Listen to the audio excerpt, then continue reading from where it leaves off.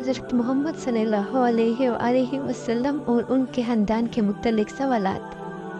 بسم اللہ الرحمن الرحیم۔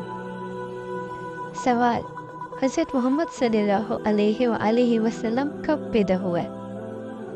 جواب: 571 عیسوی۔ سوال: حضرت محمد صلی اللہ علیہ وآلہ وسلم کی ولادت کون سے مہینے میں ہوئی؟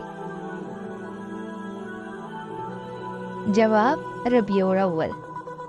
سوال: حضرت محمد صلی اللہ علیہ وآلہ وسلم کون سے شہر میں پیدا ہوئے؟ جواب: مکہ مکرمہ میں۔ سوال: حضرت محمد صلی اللہ علیہ وآلہ وسلم کس قبیلے سے تعلق رکھتے تھے؟ جواب: بنو ہاشم۔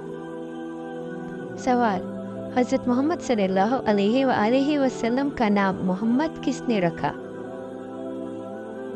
جواب: ان کے دادا حضرت عبد المطلب نے۔ سوال: حضرت محمد صلی اللہ علیہ وآلہ وسلم کی والدہ نے آپ کا نام کیا رکھا تھا؟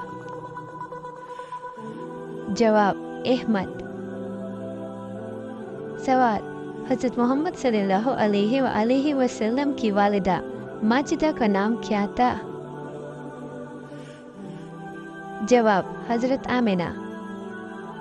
سوال: حضرت محمد صلی اللہ علیہ وآلہ وسلم کے والد ماجد کا نام کیا تھا؟ جواب: حضرت عبداللہ۔ سوال: حضرت محمد صلی اللہ علیہ وآلہ وسلم کے دادا کا نام کیا تھا؟ جواب: حضرت عبد المطلب۔ Thanks for watching.